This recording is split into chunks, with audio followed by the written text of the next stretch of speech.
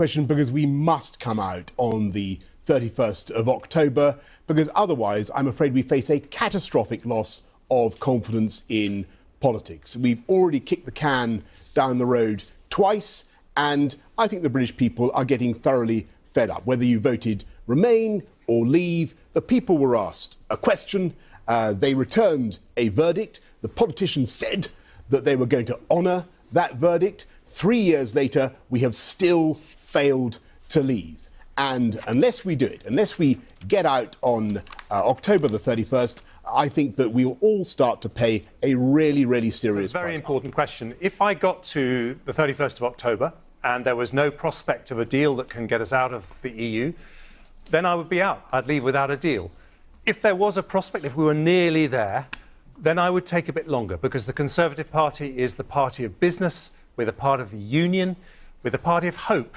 And I would want to avoid the disruption of no deal, the risk of a general election that could let in Jeremy Corbyn. But we have to resolve this, and we have to resolve this quickly, because this is about trust of the British people in people like us, the politicians, whether we actually do what we're told or whether we impose our will, and we must. In a room with a door, and the door is called Parliament.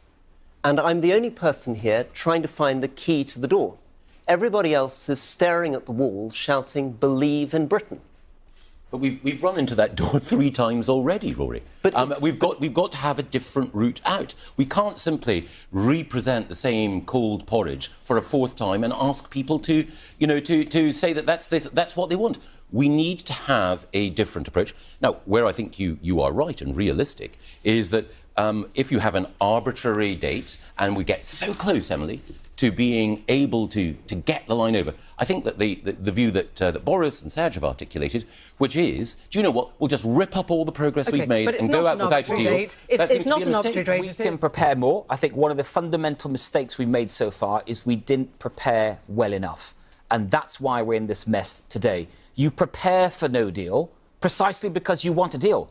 It is that preparation which focuses minds again, because the EU doesn't want no deal either. And the best way to get a deal is to make sure you're prepared and to be that responsible Prime Minister ready for all possibilities. And can I... You're right. Serge is absolutely right. Let me answer Carmela's question, because your husband's in the property business. So he will know that the only way you get deals in the property business is to hold on the table the ability to walk away from a deal that isn't right.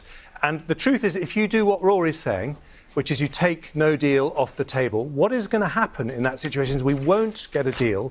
And then the worst thing for you and your family and your children is we'll still be arguing about Brexit in a year's time, because we won't have left the European Union. So the reason why we need to keep no deal on the table is to make sure we get a deal.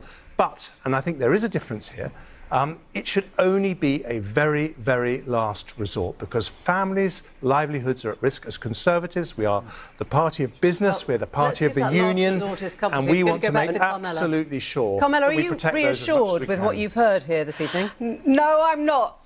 No, I'm not reassured at all. We will continue to hemorrhage support. Anyone on the stage guarantee it yet? Can you just raise your hand if there is a guarantee to leave by October the 31st? Just raise your hand if you can guarantee that. Let me just ask you this question. OK, so I would agree with you. If the only way